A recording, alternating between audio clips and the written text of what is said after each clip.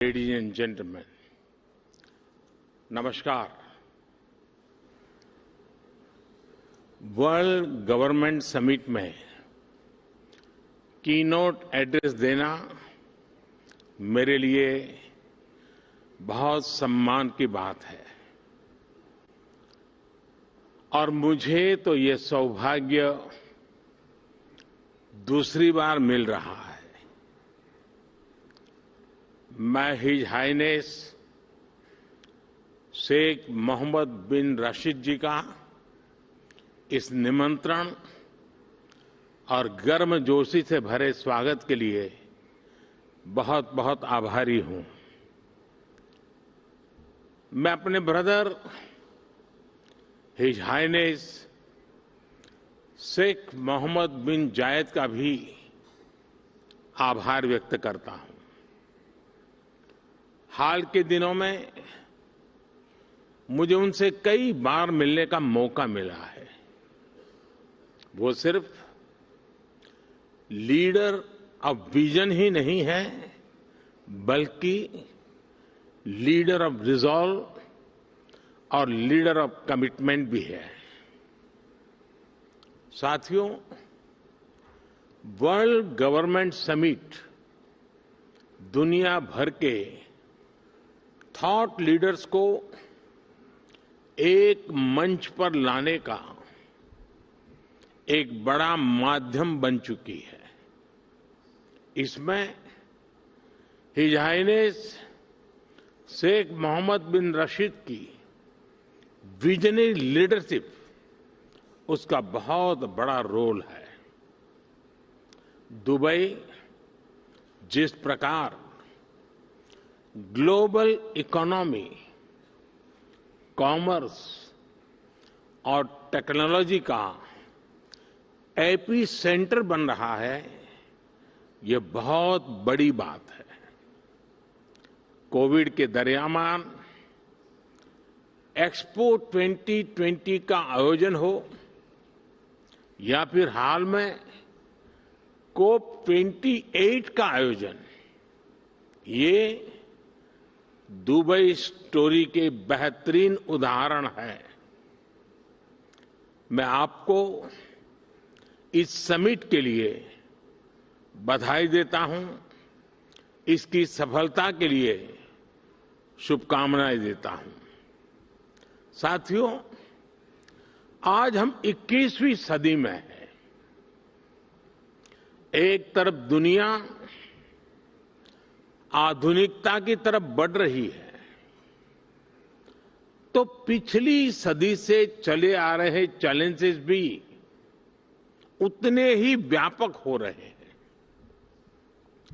Food security हो, health security हो, water security हो, एनर्जी सिक्योरिटी हो, एजुकेशन हो, समाज को इंक्लूसिव बनाना हो, हर सरकार अपने नागरिकों के प्रति अनेक दायित्वों से बंधी हुई है।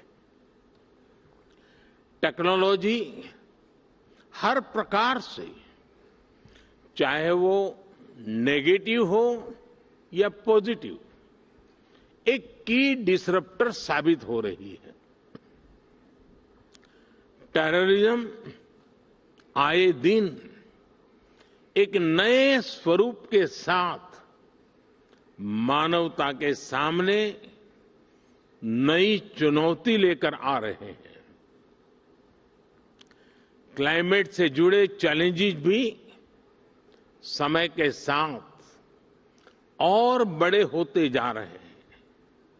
एक तरफ डोमेस्टिक कंसर्न्स हैं, तो दूसरी तरफ इंटरनेशनल सिस्टम्स बिखरा हुआ नजर आता है। और इन सब के बीच हर सरकार के सामने अपनी प्रासंगिकता को बचाने का भी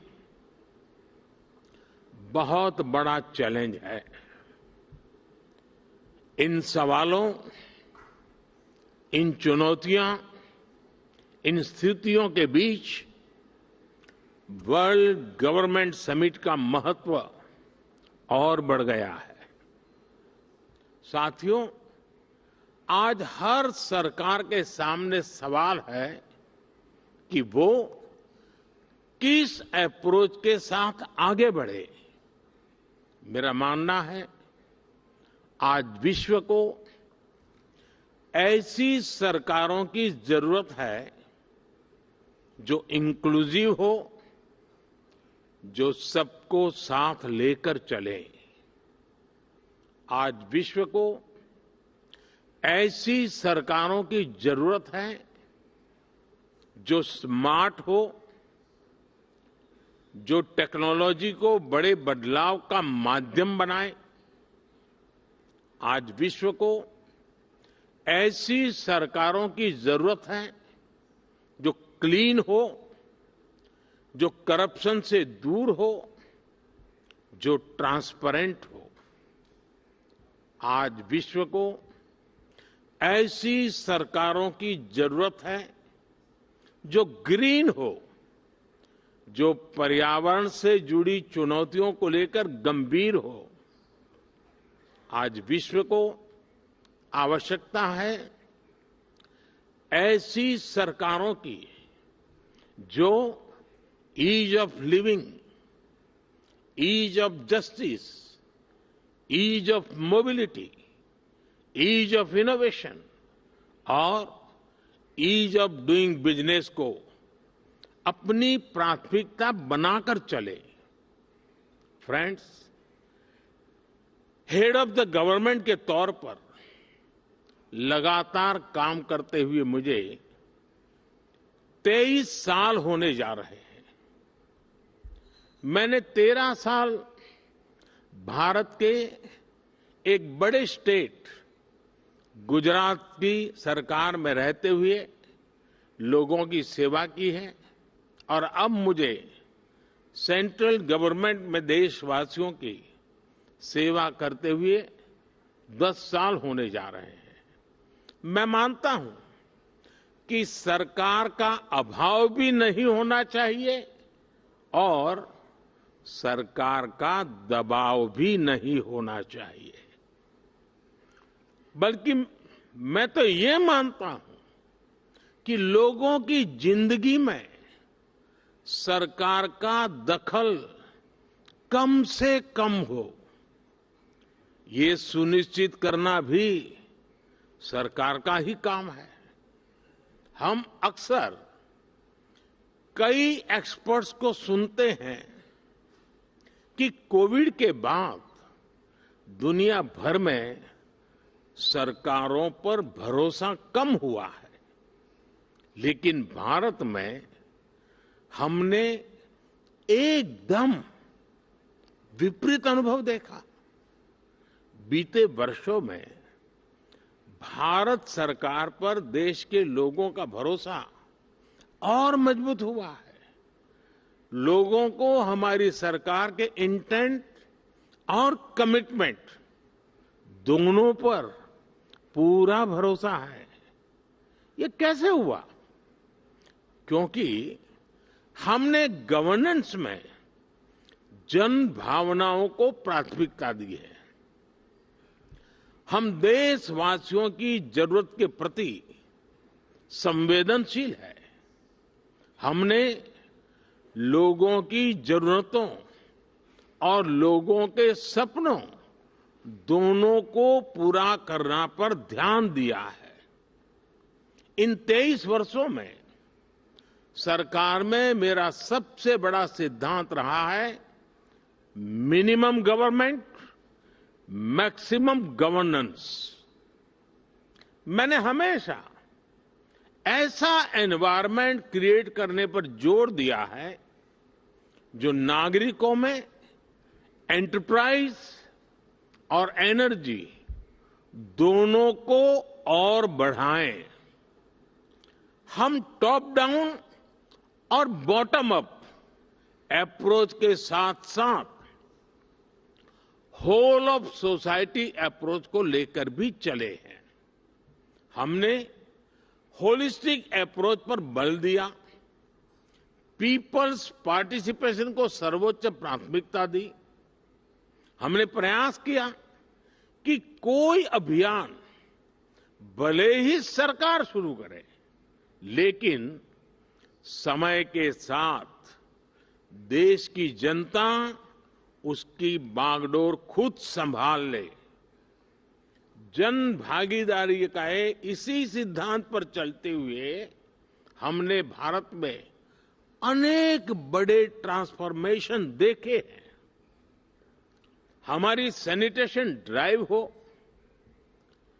गर्ल एजुकेशन को बढ़ाने का अभियान हो, डिजिटल लिटरेसी हो, इनकी सफलता पीपल्स पार्टिसिपेशन से ही सुनिश्चित हुई है। साथियों, सोशल और फाइनेंशियल इंक्लूजन हमारी सरकार की प्राथमिकता रही है। हमने 50 करोड़ से ज्यादा ऐसे लोगों को बैंकिंग से जोड़ा जिनके पास बैंक अकाउंट नहीं था। हमने उनको जागरूक करने के लिए बड़ा अभियान चलाया। आज इसी का परिणाम है कि आज हम फिनटेक में, डिजिटल पेमेंट्स में बहुत आगे निकल गए हैं। हमने विमेन लेड डेवलपमेंट को बढ़ावा दिया है। हम भारतीय महिलाओं का आर्थिक, सामाजिक और राजनीतिक सशक्तिकरण कर रहे हैं।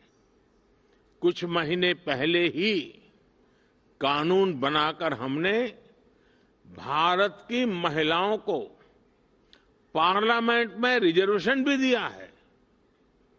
हम आज भारत के युवाओं के लिए नए अवसर बना रहे हैं, उसके स्किल डेवलपमेंट पर फोकस कर रहे हैं। बहुत कम समय में ही भारत दुनिया का तीसरा सबसे बड़ा स्टार्टअप इकोसिस्टम यानी स्टार्टअप इकोसिस्टम का इतना बड़ा जंप आज हम तीसरे नंबर पर पहुंच गए हैं।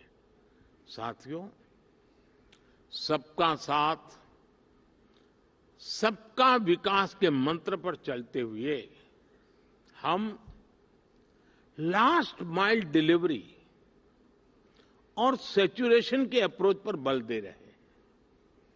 सैचुरेशन की अप्रोच यानी सरकार की योजनाओं के लाभ से कोई भी लाभार्थी छूटे नहीं, सरकार खुद उस तक पहुंचे। गवर्नेंस के इस मॉडल में भेदभाव और भ्रष्टाचार दोनों की ही गुंजाइश समाप्त हो जाती है। एक स्टडी के मुताबिक भारत ने पिछले 10 वर्षों में 250 मिलियन लोगों को गरीबी से बाहर निकाला है और उसके पीछे इस गवर्नेंस मॉडल की बड़ी भूमिका रही है। साथियों, जब सरकारें पारदर्शिता को प्राथमिकता देती हैं तो उसके नतीजे भी मिलते हैं और भारत इसका भी एक उदाहरण है। आज भारत के 130 करोड़ से ज्यादा नागरिकों के पास उनकी डिजिटल आइडेंटिटी है।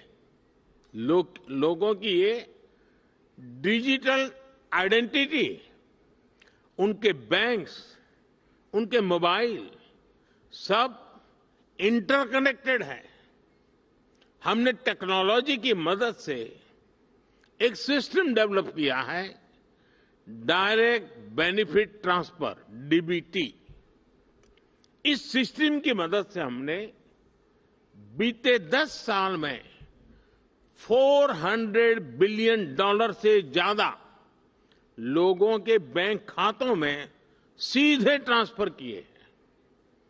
ऐसा करके हमने करप्शन की बहुत बड़ी गुंजाइश को जड़ से ही समाप्त कर दिया है।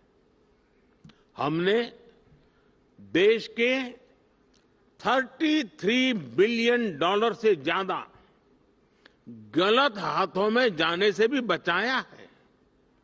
फ्रेंड्स, जहां तक क्लाइमेट चेंज की बात है, तो इससे डील करने के लिए भी भारत की एक अपनी अप्रोच रही है।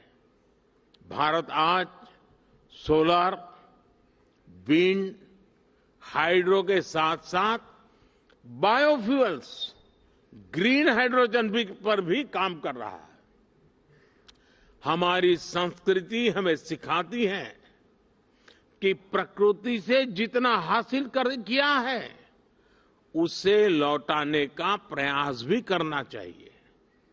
इसलिए भारत ने विश्व को एक नया मार्ग सुझाया है, जिस पर चलते हुए हम पर्यावरण की बहुत मदद कर सकते हैं। ये मार्ग है मिशन लाइफ, यानी लाइफस्टाइल फॉर एनवायरनमेंट का। ये मिशन प्रो प्लेनेट पीपल का रास्ता दिखाता है। हम कार्बन क्रेडिट की अप्रोच को भी काफी समय से देख रहे हैं। अब इससे आगे बढ़कर हमें ग्रीन क्रेडिट के बारे में सोचना चाहिए। इसकी चर्चा मैंने यहां दुबई में ही COP28 के दौरान बहुत विस्तार से की थी। साथियों, जब हम फ्यूचर की तरफ देखते हैं तो हर सरकार के सामने आज अनेक प्रश्न हैं। हम अपनी नेशनल सॉवरेनिटी और इंटरनेशनल इंटरडिपेंडेंस में बैलेंस कैसे बनाएं?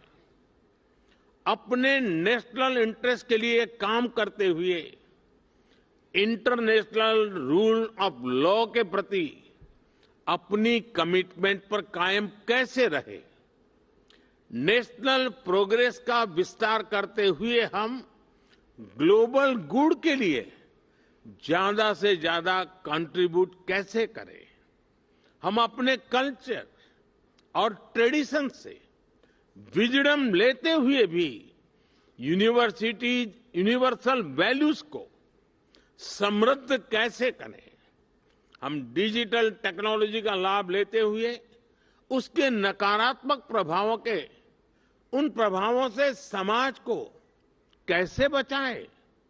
हम वैश्विक शांति के लिए प्रयास करते हुए आतंकवाद के खिलाफ कैसे मिलकर काम करें? आज जब हम अपने देश को ट्रांसफॉर्म कर रहे हैं तो क्या ग्लोबल गवर्नेंस इंस्टीट्यूशंस में भी रिफॉर्म नहीं होना चाहिए? ऐसे अनेक सवाल हमारे सामने है।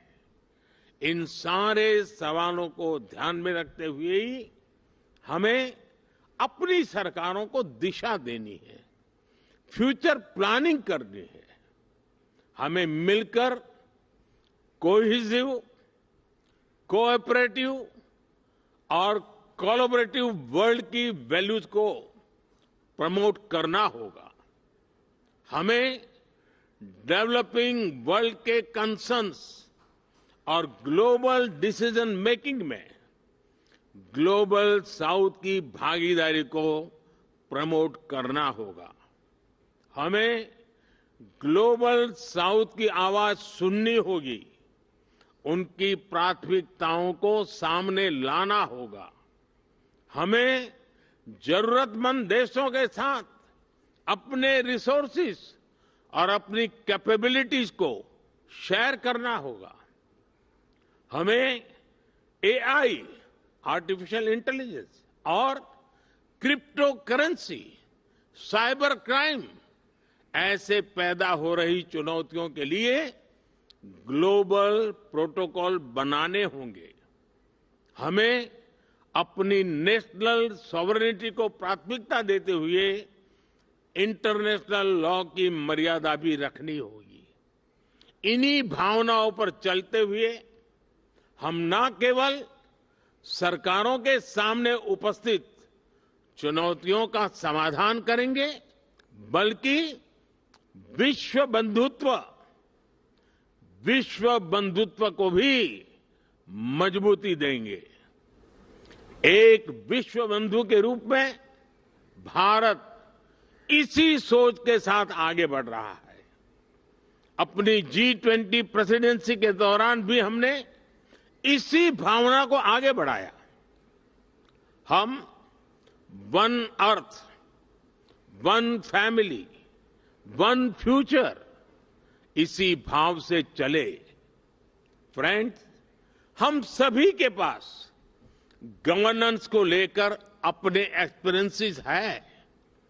हमें न सिर्फ एक दूसरे के साथ काम करना है, बल्कि एक दूसरे से सीखना भी है। यही इस समिट का भी लक्ष्य है। यहां से निकले सॉल्यूशन दुनिया के फ्यूचर को शेप करने वाले होंगे। इसी विश्वास के साथ आप सभी को बहुत बहुत शुभकामनाएं। Thank you very much. Thank you, the Right Honourable Narendra Modi, for this session. Minister Modi there at the World Government Summit, where he addresses some of the world leaders there, speaking of India, UAE-India relations. Transparent governance always pays off. Speaking of Bharat growing its base all across the world, especially Dubai, on how it's really become a hub for business and how India is extending all support. We're going to continue tracking those developments. This is right in the sidelines of the BAPS Mandir inauguration that's due to happen this evening at 6 p.m. Prime Minister Modi, meanwhile, speaking at the World Government Summit. He's thanked the leaders of the UAE as he visits, meets them personally, shakes hands,